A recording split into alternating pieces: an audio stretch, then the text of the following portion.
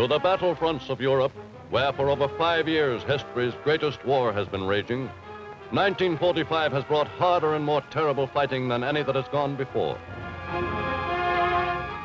Germany's Wehrmacht, though facing certain defeat, has resisted with desperate fanaticism, has forced American and Allied soldiers to pay the highest possible price in blood and destruction and death for every counterattack held off, for every foot of ground gained. Each step on the Allied road to victory has brought heavier losses, and thousands of American fighting men captured by the Germans have been condemned for the duration to the empty monotony, the physical and mental hardships of the prison camp.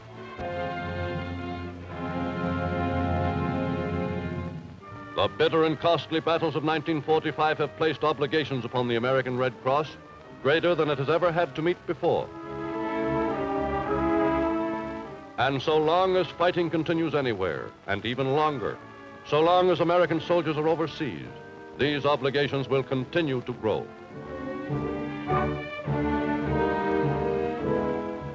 In increasing numbers, Red Cross volunteers and Red Cross resources are needed to ease the hardships of those who are paying the price of victory, to help the doctors, nurses, and enlisted personnel of the Army and Navy medical forces, to provide for the wounded and dying the countless little services which make pain more endurable. Whatever the increasing demands upon its resources, the Red Cross must remain at the side of U.S. fighting men. For it is the mission of your Red Cross at all times to take the place of families and friends who cannot be there to help those they love.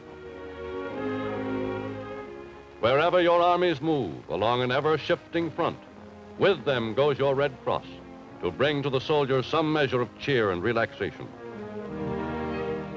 The harder the fighting, the more important it is that Red Cross workers be within reach of the front lines, ready at all times with the small comforts which seem so big to mud-caked soldiers who have been fighting without rest for days on end. Not only in Europe, but in the Pacific as well, 1945 is bringing battles of growing intensity as our naval, air, and amphibious forces approach the enemy's homeland.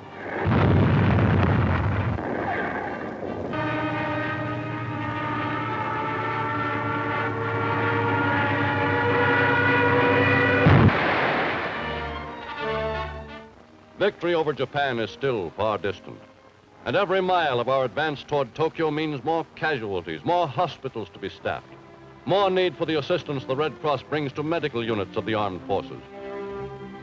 Men who face the future handicapped by injured muscles or by the loss of an arm or leg must be given confidence in their ability to rise above their handicaps. Men whose nerves have been unable to stand the overwhelming pressure of combat must be restored to a normal and healthy condition. To aid in such tasks, Red Cross workers bring experience and kindly understanding.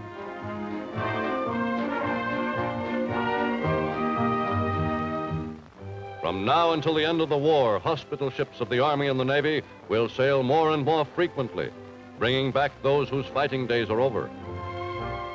On each of these, Red Cross workers will help to make the long voyage more comfortable. The Red Cross workers who greet them at the dock are part of an endless chain which links them to their hometowns and the local Red Cross chapters, which will stand ready to serve the veteran as long as his need shall continue. And to some 60,000 Americans in enemy prison camps, to whom homecoming is as yet only a distant hope, the Red Cross has shipped nearly 12 million parcels of food, clothing, and medical supplies in the past year. To these men, packages and mail sent through the International Red Cross are thus with home and family.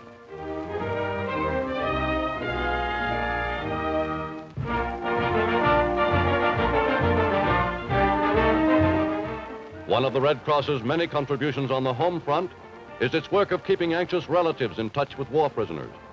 At regular meetings, information is pooled to lessen the burdens of worry and uncertainty. Tonight, several of our members have had letters from their boys. I'm sure you will all learn something from them. Mrs. Atwood, would you read yours first? Dear Mom, we're in a new prison camp now. Not as cold and damp as the last one. The Red Cross packages are already reaching the new camp. The food and cigarettes and stuff are surely a lifesaver to us all. I don't know But to the families of war prisoners, no knowledge is so comforting as the fact that Red Cross supply ships are sailing as often as possible with their merciful cargoes, some of which are getting through to Americans captured by the Japanese.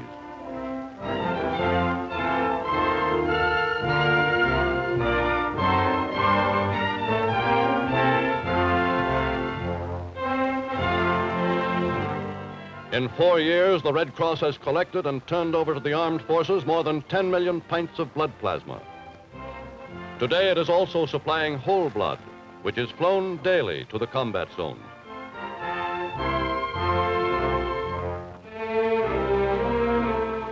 For in critical cases in which plasma alone would not have been adequate, whole blood has saved thousands of lives.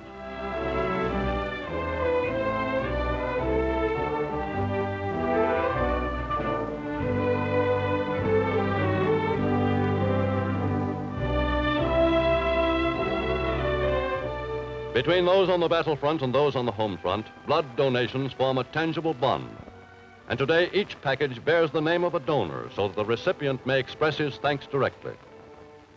Dear Mr. Manelli,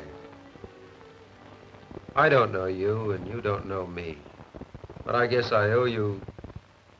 No, cross that out. But I want to say thanks for the blood you gave to the Red Cross. Maybe it didn't mean much to you at the time you gave it, but it meant a lot to me.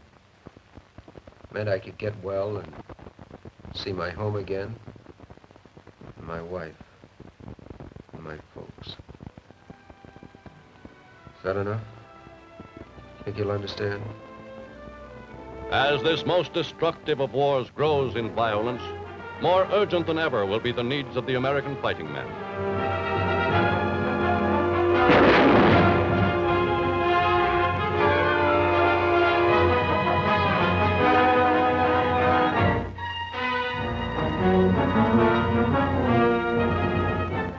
Your Red Cross must be kept at his side.